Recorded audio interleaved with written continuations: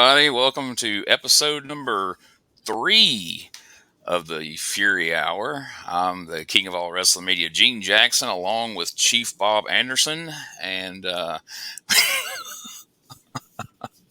I'm sorry, Bob Anderson. I forgot that's Strongbow. That's the Chief, not you.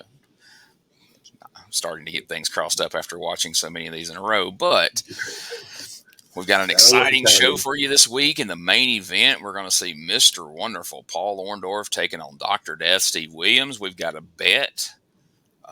Bob has bet on Mr. Wonderful Paul Orndorff. I have bet on Dr. Death Steve Williams. So we will see who comes out on top in that big matchup. Of course, in the episode if you've already watched it, or episode that you will watch, or after you hear us talk about it, you may quickly decide that, no, I don't need to watch it. But either way, Herb started the episode out by thanking everyone for the fantastic and stupendous reaction to last week's show. And Bruno informed us that last week was a real treat. Again, his credibility is sinking a little more each and every week, Bob. Those were not words I would use, but it wasn't even a fake treat, much less a real treat. But nonetheless, we are here for episode 3. We'll touch on real quickly. Last week we gave a palate cleanser, as we call it, where we try to give you a decent match to kind of wash away the bad taste of the Fury Hour for that week. And ironically, I chose a match between two UWF stars, Dr. Death Steve Williams and Cactus Jack from WCW, that had actually taken place. The unpredictable Cactus Jack from WCW in January of 1990. So this would have been the same year, just a few months prior. And the big differences we saw between this and UWF is Dr. Death Steve Williams won. There was a clean finish, even though at one point they were on the floor for quite a while, and I started having PTSD, UWF flashbacks. I'm like, okay, we're getting a count out here, especially when Dr. Death shot Cactus Jack into the metal guardrail, and of course, Cactus flies over the guardrail onto the concrete floor, into the and takes a pretty hard shot into the ring post, but somehow they made it back in the ring. And it's not like, WCW in 1990 was the epitome of great wrestling either most of the time, but I myself thought that this match between these two from WCW, being just a kind of a nothing match from a WCW Pro episode or whatever it was still probably better than anything we've seen up to this point in UWF. Would you agree with that statement? 100%. If you're going to do a 10-minute squash match, this is how you do it. I mean, Doc got over, Cactus got over. I mean, Doc versus Davey Meltzer needed to be 90 seconds long, not 8 minutes. This is, I mean, Cactus was out there absolutely killing himself, which in hindsight was probably not the best idea. But if you're going to get yourself over getting squashed, this is how you do it. I mean, the suplex back over the guardrail was just disgusting. I mean, he was taking the drop on the apron, the nasty plunge off of a Dr. Death drop kick. I mean, it was nuts. Yeah, I mean, it was a Cactus Jack highlight reel exactly in this match, but most of them were back then, and that's how he went from being a enhancement guy to eventually being WWF champion and one of the biggest stars in wrestling, best-selling author, was because he went and made the most of the time that he was given on TV, and he made you remember him, because I'm sure when they booked that match, it was just supposed to be a Dr. Death squash. And all these years later, I mean, going back and watching it, the only reason I chose that match was because of Cactus Jack. Because if you look at what Dr. Death did in that match, it was pretty much the same thing we've seen him do here on the Fury Hour, minus the crossbody off the top rope and the weird flip out to the floor and the enziguri. But we did see a sweet drop kick, as you pointed out. So, but yeah, I don't. When you book that kind of match, at least it makes Doc look like he's having to absolutely murder this guy to pin him. Whereas when it's just him beating up Davey Meltzer for 8 straight minutes, no one's getting over. The jobber doesn't look good. Doc doesn't look good. What's the point? And as we'll see here in a little bit, there's not much.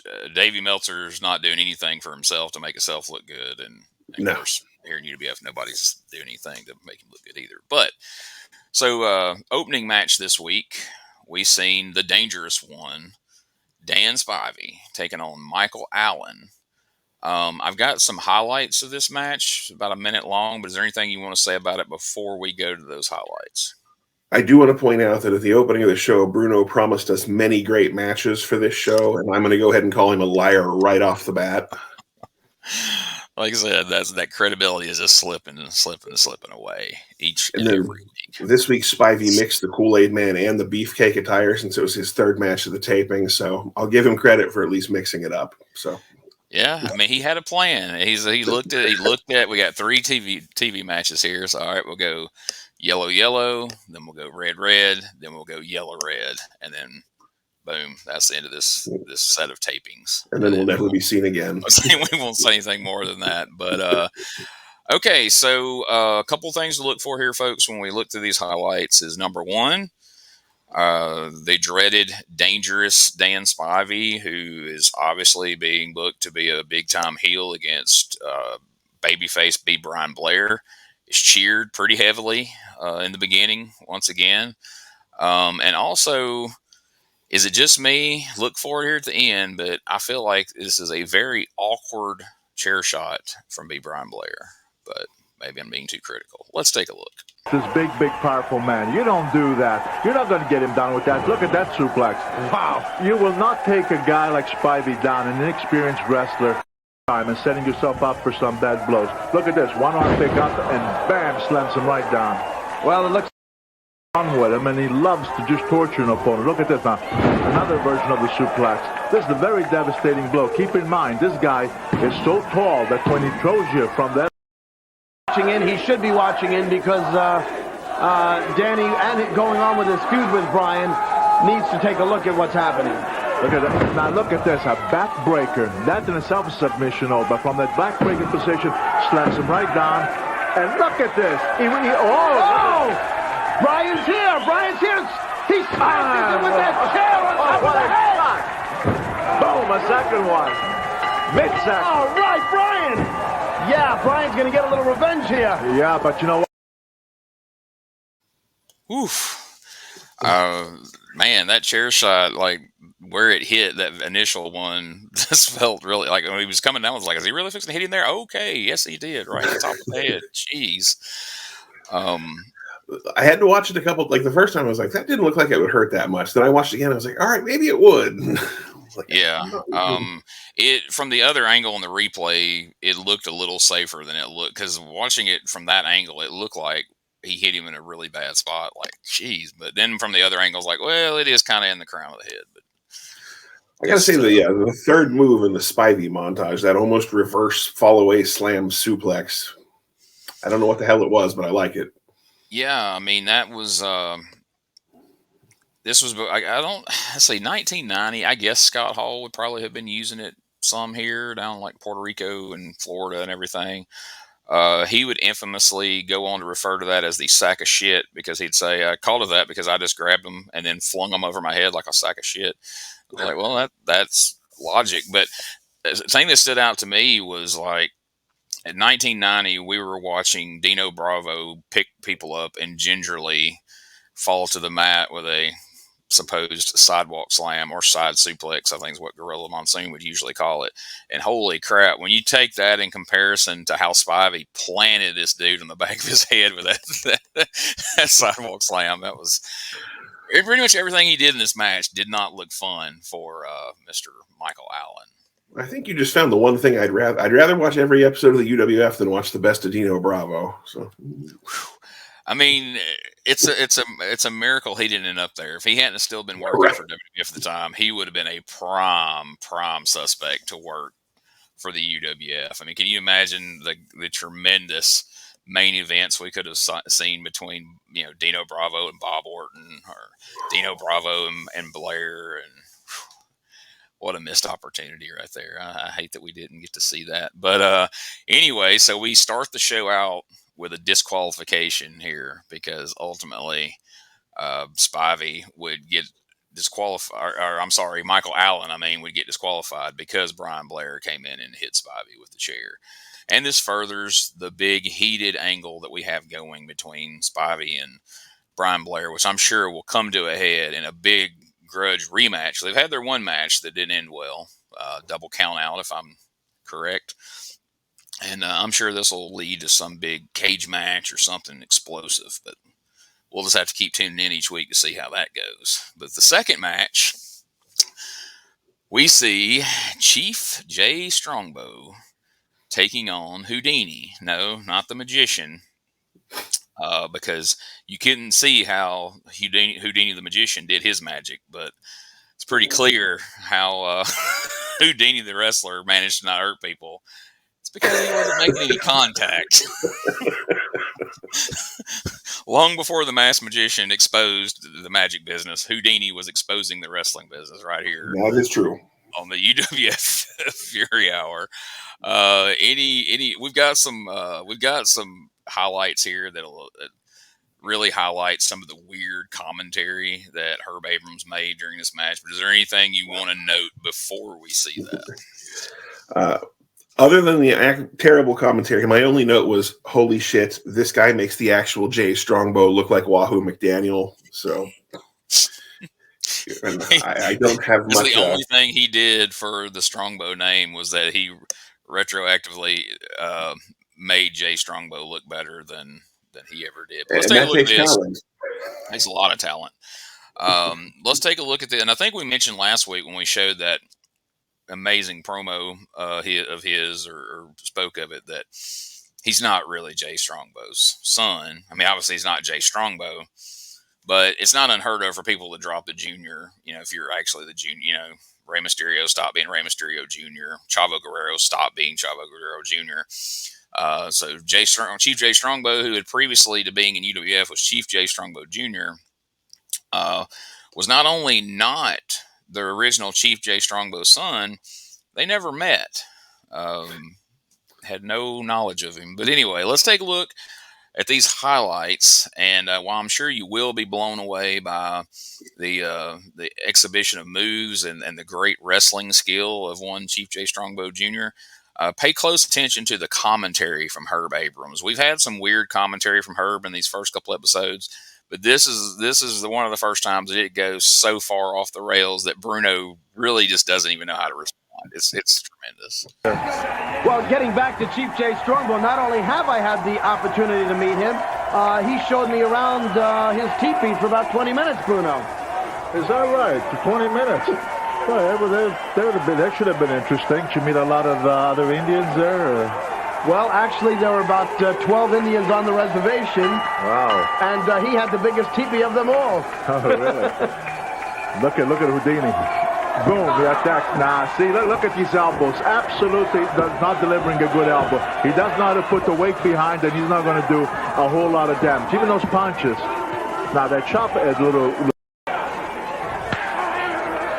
Well, there he's starting up. He's starting it up. Well, he's got his opponent in trouble. He can do his dance. Come on, Chiefy. Boom, knee lift. He showed me that war dance over at that teepee area where he resides, and, it started to drizzle when he did that. Is that right? Yeah. Oh, what a chop. California, Bruno. Yeah, he's got a good dance, but I'll tell you what, he just threw a nice suplex on Houdini, and let's see what he comes up with. The sleeper hold. The sleeper hold. Nighty-night, Houdini. I think he's going to make Houdini disappear. Now, once he applies this and applies it properly, I don't think that too many guys are going to escape it. And as you can see, Houdini in desperation trying to get to the face of the Chief, but no help. He's there he is. He's going to be out. Once applied properly, what happens here, a lot of people may not know, is that you're stopping the blood from going to the brain by putting the pressure in the jugular veins, and it just makes you pass out. And in fact, if you're not brought back quickly enough, sometimes this could be very dangerous. And in the past, we've had some wrestlers.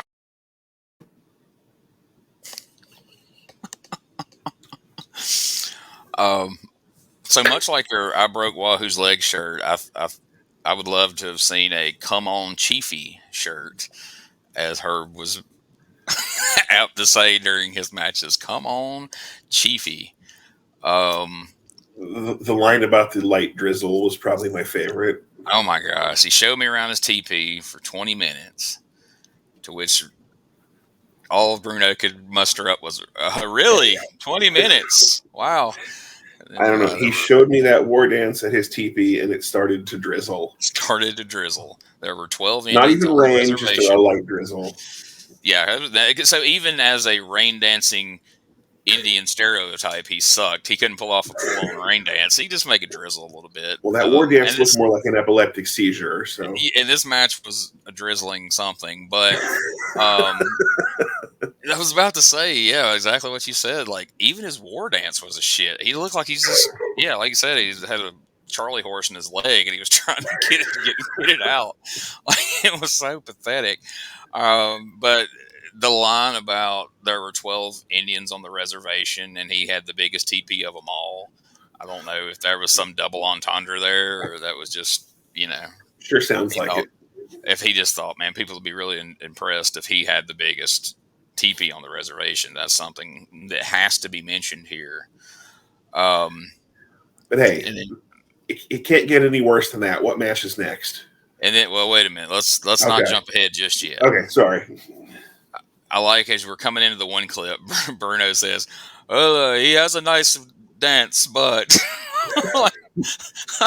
I'm like, even it's like Bruno even half-heartedly said that. Like, he couldn't even lie, like, "Oh yeah, he has a great dance. He has a nice dance." But what I want to talk about is, okay, so he finishes this with a sleeper. He's already put the crowd in a sleeper for the last 6 minutes, and now we finish off Houdini as well. But you hear him mention, we cut off before then, and I don't know if they actually showed him do it, but in the 80s, especially with Brutus Beefcake, but not just with Brutus the Barber Beefcake, with other guys, there was a thing in the 80s in wrestling, and it started trailing off into the 90s, where if you put somebody out with a sleeper, and it was almost always enhancement guys. I mean, you name how many big-time matches ever ended with a sleeper.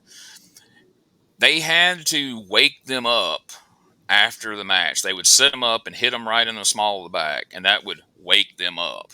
And apparently, only the person who put them to sleep had this ability, because there was times when heels would put somebody to sleep, and they'd be like, "He's not waking him up. Oh my gosh, this is getting dangerous. He's cut off the blood supply to his," like, why don't the referee just slap him across the back then? Like, is it just a magic touch of?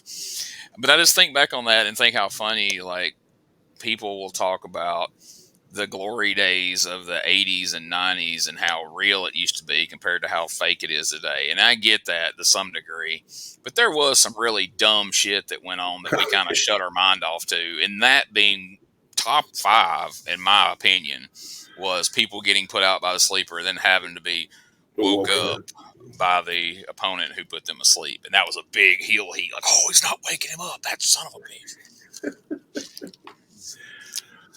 But I just like to touch on those types of things as they come up, because it's just funny. Because that's kind of stuff that for some reason is kind of forgotten and nobody really talks about when they talk about the glory days.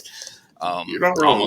I almost want to write into Corny's drive-through and be like, "Hey, buddy, since you love talking about how great everything was back then, and y'all didn't beat people over the head with how fake and stupid wrestling could be, explain this one for me." But I'm sure Cornette would have some long-winded, logical reason why that was. But I mean, don't get me wrong, I like Cornette. I enjoy his podcast, and I agree with most of his views on professional wrestling. But sometimes we lose sight of the fact that this is also a guy that booked a Mummy in Smoky Mountain Wrestling and had matches with a Ninja Turtle. So, he's not without a little bit of blood on his hands. Anyway. We were talking before the show, and this is another match that made me feel like I'm almost feeling bad for Bruno on commentary. Like, he's trying his best to hold this shit together. Like, he's doing his best to make it sound legitimate. He's doing his best to put these people over. But between Herb being a dipshit and half the talent sucking total ass, like, you can just kind of see him up there like, what do I do? And so Bruno's checks were clearing. Yeah. You didn't see him anymore, because if he had any excuse not to be there, he would have jumped on it. And there's times that I thought, I was like, he just wanted to get up and just walk away from the commentary table right now. It's like, okay, I can't do this. But you mentioned a minute ago. Yeah, I mean, it can't get worse than this match with Strongbow. So, I mean, the next match has to be better, right? And somewhere right then, Herb is saying, challenge accepted. Take a look at this. So now we've got Colonel De Beers taking on young David Sammartino. But before we get to the wrestling part, we do a complete rehash of last week where Colonel De Beers is telling our African-American referee that he will not referee his match. He will not have a black man referee in his match. Now, here's what stands out about this to me. Bruno is like, wait a minute. Is he trying to tell this referee that he's not going to ref his match because he's a black man? And as I'm thinking it, Herb, as if he's reading it directly from mine, goes, yeah, he did this last week, Bruno. Like Bruno's just completely incredulous that the thought that this could even be a thing. And then, I mean, you can just hear it in her voice, like, yeah, we spent like 12 minutes on this last week, Bruno. But this was completely different, Gene, because now there's a commissioner at ringside. Yeah, so we get a quick shot of this commissioner who, again, like I mentioned last week, I kind of got ahead, but it was like Herb didn't really even know the guy's name. He goes, hey, there's the commissioner, Adams, over there. And that guy is just, I mean, you can tell it was just a random cutaway to him because he was just like kind of looking indifferent. But we go through all this again. Like I say, last week's debacle with the referee was longer than the match. And the only real purpose it served is it got the referee over bigger than anybody else on the show. So we go through this whole song and dance again, except this time the ring announcer doesn't, step up to the plate and run off the referee. We just kind of move past it. And so the referee stays. Which, becomes a plot device of the match where, De Beers is in control, but then he stops to berate the referee, and then, David takes advantage. I do want to point out, they start with a false finish. Like, David runs up and immediately backslides De Beers, and it's like 2.9. If they'd ended the match right there, I'd give this shit 5 stars right now.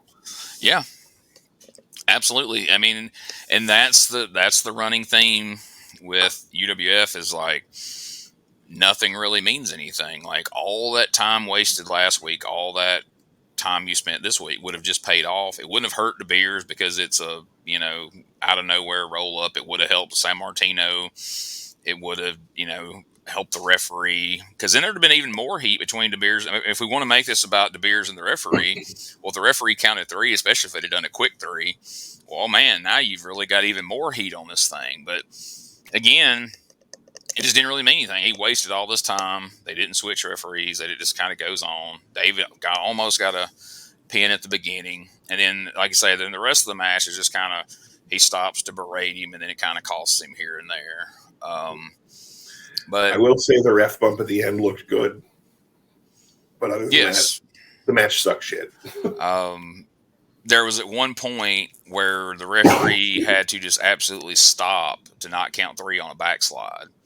I mean, he didn't kick out in time. It was like 1, 2, and then he kicks out. I'm like, well, okay, you shouldn't have any problem with this referee now. I mean, he just saved the match for you there. But he ends up awkwardly kicking the referee for a DQ. Goes for a body slam, and he kicks the ref, which almost could just be looked at as accidental. I mean, it was the least effective way you could have executed what they clearly wanted for that finish. But again, running theme with UWF, like, let's take something that's a pretty weak premise and then do it the shittiest way possible. I thought the ref bump itself looked good. Like, I mean, the bump looked good, but I'm saying, then he started stomping the shit out of him. In storyline, yeah. I mean, it could have just been like, oh, well, he's I mean, they tried to make it sound like De Beers did it on purpose. Yeah, it was awkwardly. The referee's bump looked good, but just the mechanics of how they got to it, it just didn't make as much sense as if they'd have done something where De Beers just blatantly hit him, right? Rather than he could play it off as an accident if he wanted to. But anyway, long story short, we get a disqualification. ending. Big shock there. Anything else that needs to be said about that match, or we've probably already said too much? Not in the least. Agreed. So then from there, we go to the patented Blair merch commercial. Another Dr. Death Coke promo. Another Dr. Death promo, one of the two. They alternate between two, I'm pretty sure, but maybe not. Another spastic Captain Lou promo where he's reading off about fight, fist, and fury, or whatever the fuck, all the F words there. And so then we go to a man who up to this point has seemingly been enhancement talent himself, Black Knight, taking on our friend Davey Meltzer / Adam Michaels for 7 minutes of, and I mean, you maybe listen to this and go, well, 7 minutes isn't a long time. And doing certain things in life, maybe 7 minutes isn't a long time.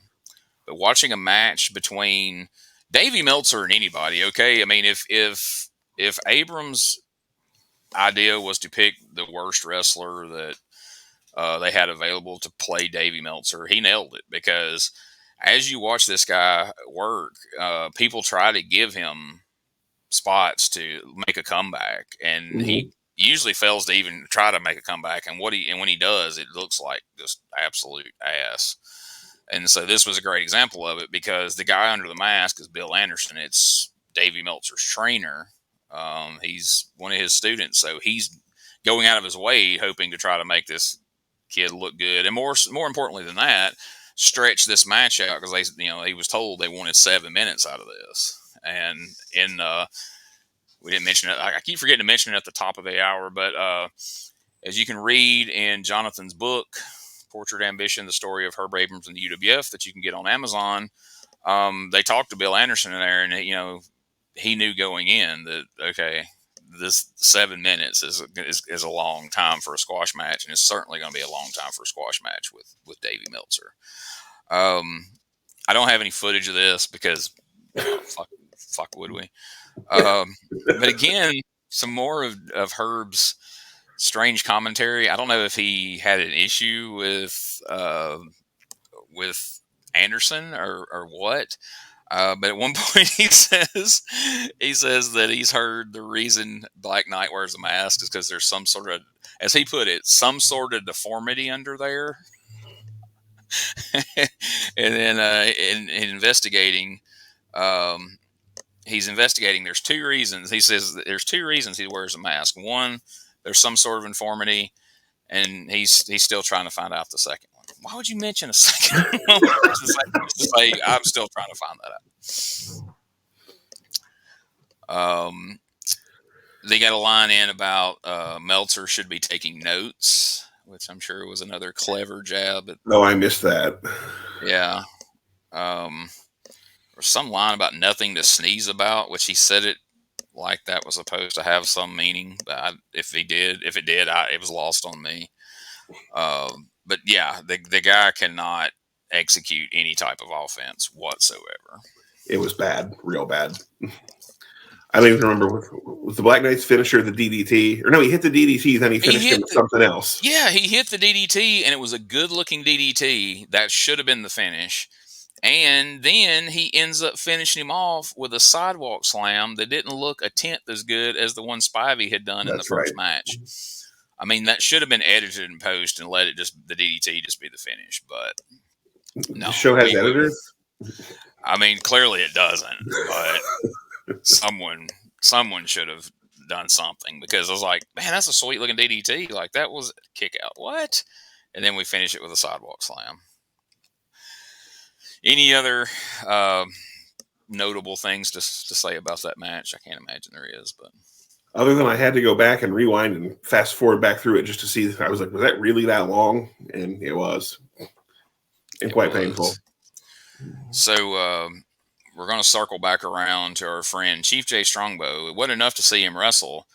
We get to see another promo. So let's take a listen to Chief Jay Strongbow. Of course, keeping in mind he does have the biggest teepee on the reservation. The feathers are on. The tomahawk is here, and it's been sharpened. You hear the bells ringing? That means one thing. Strombow's back in the territory. That's right, the UWF is forming, and the greatest of talent is coming here. And I'm opening my contract. Come to me. Sign your name, because I'm going to do a war dance around you like you've never seen before. The Cherokee Nation is going to be proud of this Indian, because I'm coming down here, and the UWF is going to be running wild with war dance fever. I'm ready.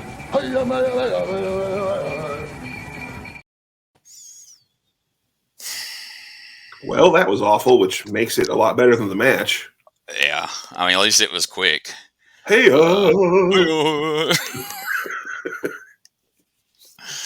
Oh my gosh, I would almost love to, if we had any Native American people that we knew to bring on, just like, wait, watch this, and just say, is this offensive? Are we reading too much into this? As a Native American, do you find this to be an accurate depiction of your people?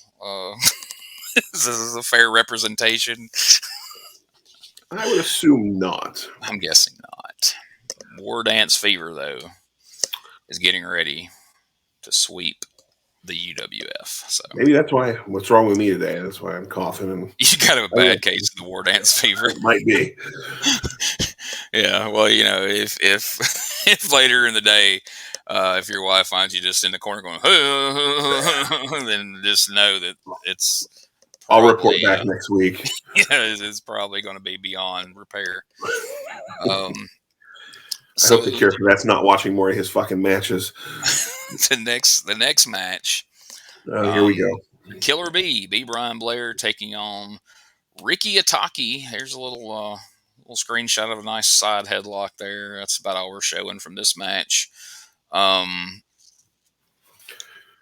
weird commentary. I'll let you kind of lay this one out for us. I wrote most of this one down. I couldn't tell you what happened in this match till the finish. I have no fucking idea if the match was any good. Here you go. Let's sum up exactly what happened in this match up to the finish. There you go. All right, so it started slow and tapered off from there. Perfect. Exactly. So this, to me, like, up until this point, Herb had his stupid little one-liners and had said a couple of dumb things here and there, but had been mostly inoffensive. I knew it was coming from reading the book, which we've plugged several times, but we'll plug again. Yes. Like, I knew Herb loses his shit. We knew Herb's a coke fiend. We knew he was going to go off the fucking rails. But it really hadn't been too bad up until this point. This is the match for me where I went, holy shit, what the fuck is wrong with this guy? I'm going to have to read from my notes, so I'm looking down. My apologies. But at some point in the middle of this, Herb just starts completely shitting on Ricky Ataki. Like, Blair's beating his ass. He's there to do the job. Leave the poor fucking guy alone. And all of a sudden, Herb's like, that fucking Ataki is pretty heavy for a Japanese wrestler.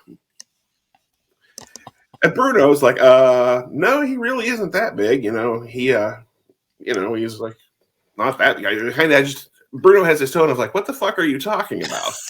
Like, don't bring me in on this. And then fucking Herb doubles down. He's like, well, what I really meant is they should just have gyms in Japan. And Bruno's like, what the fuck do you mean? Of course they have gyms in Japan. And they just have really great wrestlers over there, too. So then Herb triples down. He's like, I'm just meaning he should fucking go to those gyms. Not in those exact words. He didn't say fuck. Yeah, but it's implied. Bruno's like incredulous at this point. And he's like, well, yeah, I just don't really know this guy. Did he wrestle much in Japan? Like, he wants out of this conversation. Yeah. And then Herb's like, oh, yeah, he's absolutely from Japan. He just came to the UWF. But he does have some really great moves. What the fuck? Yeah, you buried him up to this point because he hasn't put him over in any match he's been in, but especially in this match, he's just buried him. And then now he's, oh yeah, he's got some good moves. When did we see him? Like I really wanted footage of Bruno looking at him like.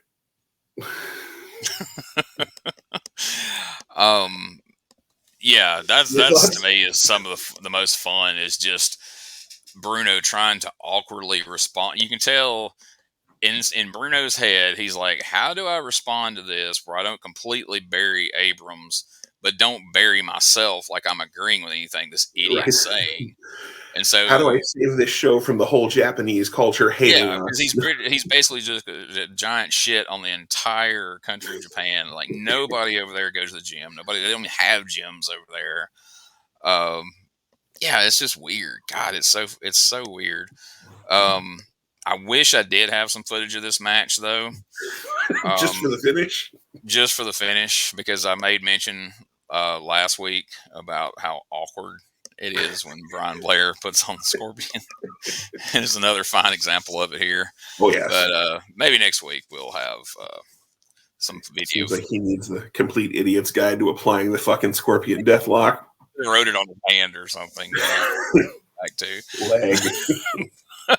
But yeah, my goal is eventually to have a highlight/low light reel of just Brian Blair trying to apply the Scorpion with like Benny Hill music playing in the background or something. That will make all this worth it. I just want to know what the fuck Ricky Ataki did to Herb Abrams. That's like my new goal in life, is to find out. I mean, the rumor down the line is that, Steve Ray slept with his wife, which led to a big thing we'll get to eventually. But it makes you wonder if maybe Ricky Ataki didn't do it first, because he seemed to really have a hard-on for Ricky Ataki. Oh, shit. Unintended. But so where do we go next, Bob? Oh, God. Captain's Corner! With Cowboy Bob Orton. This one's going to be a good one. I've got it loaded up. I don't think we'll make it through the whole thing, but just to kind of, we've mentioned, so far that these Captain's Corners are really just awkward and just weird. And yeah, like just a coke-laced insanity that they just put a camera on inexplicably. Pardon me.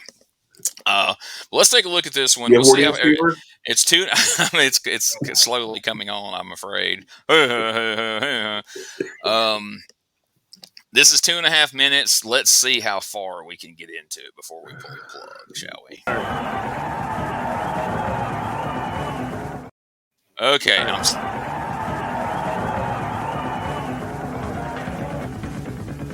Hey, I'm Captain Lou Albano, and I'm going to tell you where you find the world's greatest wrestling. Right here on the UWF. And right now, one of my great guests, the one and only Bob Orton. Bob, let me tell you something. I knew your family, and I know them well. I know about your dad's reputation. He was a great wrestler. I know about your brother, and now I want to know a little bit about you. Go ahead, brother. Tell it.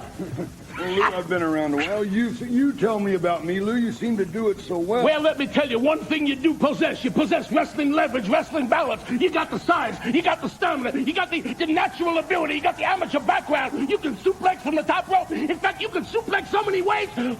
I don't even know where they're at. Now, go ahead. Tell me about Nikita. Don't hold it, brother. Lou, stop that laughing. Tell me about Nikita. Go ahead. Let me hear. This man, I've got to tell them something about you, Lou. Yeah. At University of Tennessee, and All-American. Yeah. Wrestlers. One of the greatest wrestlers sure. Around. I got the brain of a dehydrated BB. Put my brain in a pigeon or parakeet, see it fly backwards. Let's hear about you and Nikita. Nikita's a good man. Go ahead, talk. Lou, tell me, how can a fella just 2 years older than I, with the aforementioned credentials, let themselves get so fat and sloppy and run down like you have? Anyway, let's get on. You're right. We need to go ahead and talk about Nikita Koloff. Talk about the Paul Orndorffs. Go ahead, talk about the Brian Blairs. These guys are tough men, people who have kept themselves in tremendous shape. And they're stepping in the ring against a man like me, a man who, like you said, have been wrestling since I was 9 years old, knee-high to a grasshopper. One of the greatest amateur wrestlers in the country. You call that fat? One of the greatest professionals. Lou, that's a... I've had millions of letters coming here to the UWF, and they say, Captain Lou, you got the body that women love and men envy. There it is, baby. I'm Captain Lou, and I'm talking to you. Hearing from the blind people of America, Captain Lou is, but back to the fellas that I'm gonna have to tackle. The Orndorffs, the Koloffs, all tough wrestlers. But let me tell you something. I was born and bred on tough wrestlers. Eat them for breakfast in the morning, and I'm ready for nothing else than a good wrestling match. Because that's the name of the game, wrestling. And I just happen to be one of the best in the world at it. All right, I know you're rough, and I know you're tough, and I hope you stand by what you're saying. I hope you can back it up, but you're good. But let's see you do it, baby, because the time's growing near. Woo! Let's do it. He's outrageous. He's infamous. He's Captain Lou. That's what happens when someone on uppers interviews someone on downers. Yes. I mean, that seems like that would be straight from the WWF blooper reel, that would never have made air. My favorite thing right out of the gate, there's so many like stock phrases that announcers say and interviewers say, and throughout sports, not just wrestling, but especially wrestling. But just the idiocy of introducing Bob Orton Jr. as the one and only Bob Orton just strikes me right out of the gate, because then he immediately goes, "I know your father and your brother and your other brother." I like your world famous father and your brother, the fucking jobber. If he did that on purpose, then kudos. That's probably the smartest thing Captain Lou said. Like, yeah, well, your world famous father and your jobber brother, who Barry O, yes, infamous Barry O. And then at one point, Bob Orton tells us that he eats wrestlers like that for breakfast, which reminded me of the line from Happy Gilmore. Yeah. Yeah, I wrote down between Albano talking 100 miles an hour and Orton being verbal Xanax, I have no idea what was just said. So, yeah, I was watching this the first time, I thought, man, this is like one of the worst Bob Orton interviews I've ever seen. Then I thought, wait a minute. Name one good Bob Orton promo. I mean, he just stood behind Roddy Piper while Roddy Piper ranted, and you never really heard him talk. And then once you finally got around to hearing him talk, you're like, oh, that's why. Okay. It's like Terry Funk if he was boring. I wish I had a clip. I seen one. It was when he was tagging with Morocco, and they were managed by Fuji, and it was on one of those wrestling challenges or something. And they're like, next week we're going to see Bob Orton and Don Morocco take on the Killer Bees. Let's hear from them right now. And it's like the three of those, each one of them said something, but Orton said basically nothing.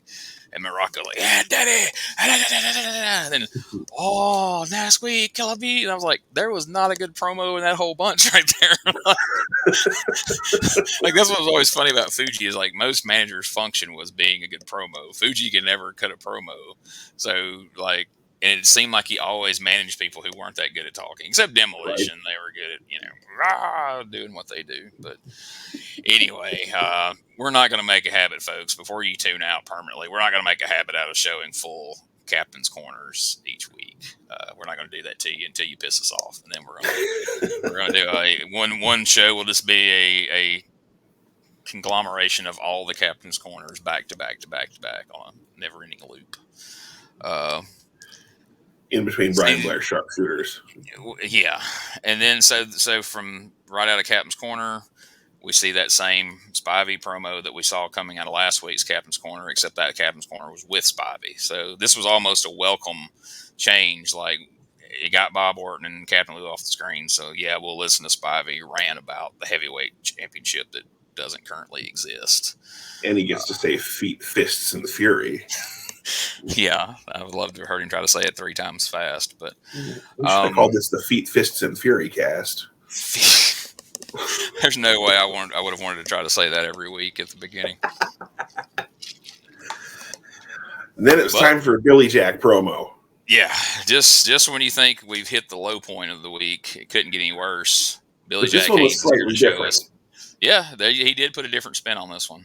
Because this time he told us that he had his teeth knocked down his throat, that he's had thousands of stitches, but he still loves the little kids. At this point, that almost feels like a running joke of some sorts. Because I think it's his catchphrase. Yeah, because I don't remember if it was in this match or another match upcoming. Because spoiler alert, I'm ahead 3 or 4 episodes. But in one of the matches, Bruno says, "Yeah, I know Billy Jack loves the little kids, but I'm like." Well, he says it every promo. I mean, either that proves that it's some kind of rib, or it proves that Bruno's been watching these god awful promos, I guess, and that was the one thing that has been universal in every Billy Jack promo is he always makes a point to get in that line. I still love little kids. Is he working with Lawler? Yeah, Lawler. He ended up in Memphis a couple years after this, so you never know. So he's taking on Larry Ludden. What's your favorite Larry Ludden match? Not this one. See, I was going to say this one because it's the shortest one, but we'll get there in a moment. I think it was last week you pointed out that somebody was coming out to a certain song. I want to point out Billy Jack is coming out to My Michelle by Guns N' Roses. Is that what that was? I couldn't make it out. So the song starts, your daddy works in porno. Now that mommy's not around, she used to love her heroin, but now she's underground. You stay out late at night and you do your coke for free, driving your friends crazy with your life's insanity. The fuck kind of song is that for a baby face? I think it nails Billy Jack Haynes, though. Honestly. Well, that's not the point. Okay, I couldn't make that out because I've been trying to, since I noticed that David Sammartino comes out to Poison by Belle Biv DeVoe, and Mr. Wonderful comes out to You Can't Touch This by MC Hammer, which is just that I didn't catch. Yeah, he does every week.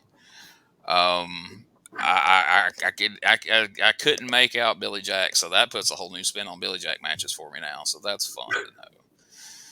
So this is just your standard Billy Jack Haynes on UWF squash match, it seems. I noticed the first thing he did was a drop toe hold and slapping on a headlock, which is a great way to start a jobber match. It's very bizarre, but he puts him in a chin lock. This old spot. You'll see it every now and again in these types of matches where they have the chin lock on, and then they just inexplicably let him out of the chin lock because, I mean, when's the last time you seen a match end on chin lock? And then he just drops that arbitrary elbow to the back of the head. Then he just goes for the, hey, it's that time of the match. I'll just go for a cover that's clearly meaningless. And the guy doesn't kick out in time, and the referee counts 3. We're like a minute and a half, 2 minutes into this match. And all of a sudden, 1, 2, 3, and you're like, he just counted 3. And Billy Jack picks him up and tries to continue on per the plan, and then Bruno's like, I thought that was 3, and Herb's like, yeah, I don't know, I thought it was 3 too. And then the referee just stops him and then raises his hand, and you see this look come over Billy Jack's face like he's about to kill everyone in proximity. And then I guess the other voice in his head, the angel on this shoulder, takes over, and he shakes the guy's hand and leaves the ring like that was what was supposed to happen. And then I assume he murdered the fucking referee backstage. I can only assume that guy took a full Nelson backstage because I'm guessing Billy Jack Haynes uses full Nelsons in shoot situations. And let's take a look though. If way we just described it did not convey how awkward this was, we do have a clip. Check it out. I think I iced that off. And whoa, that was a big elbow smash right to the top of the head of Ludden. Well, don't want to forget that infamous bear hug of yours. Now, I thought the referee counted 3, but evidently, let me see. Yeah, I thought so, because I heard the referee say 1, 2, 3. Yeah. There's a gentleman for you. Look at that. He wins the match, and now he's looking at his opponent. I think Billy gave him an easy time. That look at the ref while the ref was raising his hand was just like, motherfucker, I'm going to kill I can only imagine under his breath, he's like, you piece of shit, I'm going to kill you when we get in the back. Like, I was supposed to fill 7 minutes with this shit. And he should have hugged that referee, and the whole crowd should have chanted his name like they do the other referee, because he just saved everybody from at least 4 more minutes of that god-awful match. So kudos to that guy. And we're now ready for what we're all here for. Don't forget, we get the big announcement that we've got Ivan, Nikita, and Ken Patera coming. Oh, that's right. I'm sorry. I jumped ahead of you did some very important information there. Yes, we have Uncle Ivan Koloff, nephew Nikita Koloff, or as Herb says, Ivan Koloff, starting next week. And then Ken Patera. So just when you think, hey, we've got the most boring shittiest wrestler to ever come out of Portland, Oregon in the match that we just saw. Herb's like, nah, I got Hold you. my beer. He's like, yeah, hold my beer, Bruno. Bruno's like, I'm not holding this beer. We're bringing Ken Patera next week. And no, not the jacked up Ken Patera that rolled straight out of prison in 1987.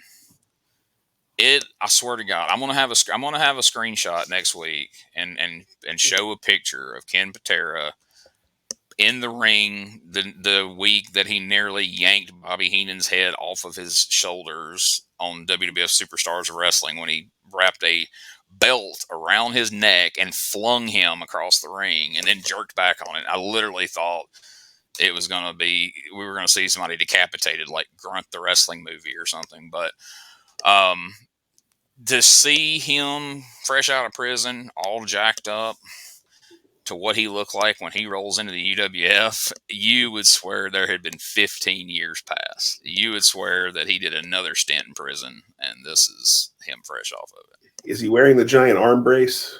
No, he is, by this point, he is sans arm brace. He is wearing the red, white, and blue singlet, even though he's a heel. He's no longer shaving his body, apparently. He's hairy, and it's just not a pretty sight. But we'll get to that next week. Okay. Right now, we have got the biggest main event in the long, illustrious 3-episode history of UWF Fury Hour. Dr. Death, Steve Williams, taking on Paul Mr. Wonderful Orndorff. There's just some of the exciting action there, as you see, expertly applying this abdominal stretch. And so we predicted, I predicted that Mr. Wonderful would win. No, you predicted Dr. Death would win. I'm sorry, Dr. Death. I was looking at a picture on the screen here of Mr. Wonderful. My apologies. Yeah, I predicted Dr. Death would win. You predicted Mr. Wonderful would win. So now is the big moment, everybody. I'm gonna let, if I had a drum roll sound effect, I don't believe I do. Let me see. No, I do not. My apologies. But Bob, go ahead. Let everybody know who won the bet, who won this match, who won this epic main event between Dr. Death, Steve Williams, and Paul, Mr. Wonderful Orndorff. Well, we were at the peak of the excitement, ladies and gentlemen. The match had been going on for a blistering 10 minutes, and then it was a double count out. They fought so hard. The action was so intense. The hatred was so deep that once they started fighting on the floor, they just could not break up the fight and make their way back into the ring. Actually, Paul started choking Dr. Death with a cord. And when you pretty much know where we're headed, every time so far, and I know this is only episode 3, Bruno starts saying, they better be aware of the referee's count here because ding, ding, ding, ding. Oh, there it is. I think they've been counted out, Herb. What? Have we got a double count out? Yes, Herb. As a big shock to you, we in fact have a double count out. But I will say that it felt like the beginning of a really great match. I mean, they just cut it short because no one can ever lose. If you were looking up and down the roster of people that we're aware of that actually are on this TV taping, now we're not talking about, if you look through Jonathan's book and look around the internet, there were programs who listed people who would never see the light of day in UWF, but they were being advertised as on their way. To the point, at some point, I don't remember how many episodes in, Herb actually says on television that coming soon to UWF, the Ultimate Warrior would be coming in, which probably would have fit perfect with what we've been seeing. But what I was about to say is if you looked up and down the roster of people that you knew were there for this TV taping, and you know exactly who was here for this TV taping, because we've seen them all wrestle every goddamn week here. The one dream match or one match that you could pick out and go, okay, I think these two are going to have a pretty incredible match would be Mr. Wonderful and Dr. Death. You would think these two will have a great match, and there's no way we can fuck that up. And then Herb's like, yeah, we can. Let's just not have a finish. But I don't want to spoil things, folks, but just know this. We didn't get a decisive win today, but their hand is going to get forced because pretty soon down the line, there's going to be a lumberjack match between Dr. Death Steve Williams and Paul Mr. Wonderful Orndorff. And we all know what that means. Try to get out of the ring. If you try to fight outside the ring and get double counted out, they're going to toss your ass back in the ring. So we know beyond a shadow of a doubt that when they have that lumberjack match, we will get a clean finish. We will get a decisive winner. And this great, great feud will come to a thrilling conclusion. But in the meantime, next week in our main event, Bob, while he may not be an exciting promo, I'll give you that. We're going to see Paul Mr. Wonderful Orndorff in action once again, but this time it will be against Cowboy Bob Orton. Bob Orton is a technician, sir. He's not going to get caught up fighting on the outside and brawling like a guy like Dr. Dusty Williams. He's a technical wrestler. He will get it done in the ring. And for that reason, next week, I will make my prediction right now. Cowboy Bob Orton will get a pinfall victory over Paul Mr. Wonderful Orndorff. Mark my words. I'll take Orndorff again. Because he got counted out with Dr. Death, who is a far superior athlete to Bob Orton. Orndorff's going to run right through Cowboy Bob Orton. But see, Dr. Death has that anger. He has that, macho thing about him that he got carried away. He wasn't paying attention to the count. He got counted out. Bob Orton will not do that.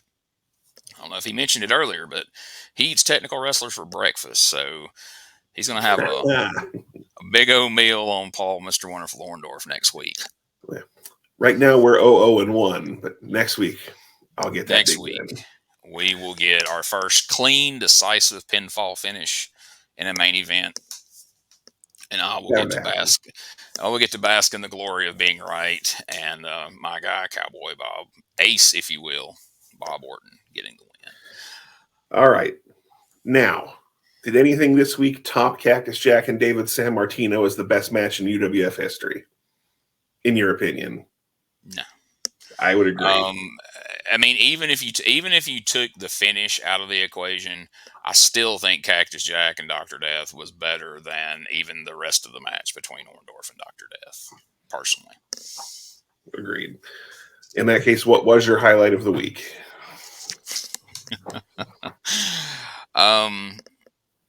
I mean, it's a squash, and it had a shitty ending, but just because of the hard-hitting moves that took place, I'm going to say the Dan Spivey match. I'm going to have a tie. The inverted sack of shit from Dan Spivey was really good. And then right before the main event, in the crowd, they cut to this guy in a ponytail and a bright neon orange tank top, and he was just out there dancing to everyone's ring music. Guy looked like he was having a really good time. You love to see it. Just some random. I'm as poor as their production is. Somebody had the foresight to go, hey, there's a dude having fun at this show. Get a shot of that. Get a long shot of that. And we're probably going to have to cut to that again. 6 weeks from now, when we're in a different venue, we'll cut to that guy dancing. Like I said, just neon orange tank top and big long ponytail. Orndorff is coming to the ring to You Can't Touch This. We'll show this guy out there. I'm pretty sure that's what it was too, but I'm sure it was. He was dancing to Doc's music and Orndorff's music. He didn't give a shit who was coming to the ring. But in 1990, I mean, I dare you not to get on your feet and dance to You Can't Touch This by MC That's Hammer. true. It was indeed Hammer time. Okay, so we're almost out of time here. You do have a palate cleanser for us this week. Tell us a little bit about it. And again, this match will be linked in the description and on tinyurl.com/UWF podcast. When I mention the two names in this match, people are going to think I'm insane. Even more so than when I mention Killer Khan. This is a match from the Global Wrestling Federation, which was, I don't know, post UWF, but Another little-known, short-lived promotion from the 90s. It was kind of the post-world-class era in Dallas. But it's going to be the Nature Boy Buddy Landel taking on Gorgeous Gary Young. The match is not a 5-star classic. It's nothing... not going to blow you away with moves, but Buddy Landel puts on one of the most hilarious heel performances I've ever seen. Never seen it repeated. The stuff he's doing to the referee cracks me up. Just check it out. It's not very long. Like I said, he's just being a complete chicken shit heel. He's doing funny shit with the referee. Like I said, I'm surprised I've never seen this parroted elsewhere. So give it a shot. See what you think. Check it out. Buddy Landel, always entertaining. I wish he would have made it in for a match or two in UWF just so we had more opportunities to talk about him here and maybe do an episode about Buddy Landel. But yeah, a lot of fun. Check that match out. And if you haven't checked into the Global Wrestling Federation, do a little research on that. We may veer off at some point and do an episode or two on the Global Wrestling Federation because that's a pretty interesting story as well. Especially depending on, what you believe from what the speculation was of the backstory of the GWF. Even as a kid, it was fun to me once I finally figured out that. So GWF appears on ESPN in the old world class time slot /AWA. And they keep saying they're coming from the global dome, and there's a picture on the wall of this big old dome. And then come to find out, they weren't in a big brand new dome. They were in the Sportatorium in Dallas, the same shithole that the Von Erichs have been running in for the past however many years. They were just calling it the Global Dome, which and they claim to have like international branches of the Global Wrestling Federation. Oh, yeah. And they had quite a convoluted backstory. But yes, a very convoluted backstory that apparently a lot of the wrestlers were buying into, and that's how they were getting some of these guys to come in because they thought this was this. I mean, considering this was in the 90s, Joe Pedicino was playing out the old Arabian Prince story that those emails you get, where this guy was I am Nigerian money in your account. Well, Joe Pedicino had somebody put that money in his account back in the day, apparently, because that was the story. But we'll get to that another time. But right now, before we go, let's take a look at one of our sponsors this week. Something that looks like, to me, would be a lot of fun. And me and Bob would have heavy competition at this. Check this out. Promotional consideration paid for by the following.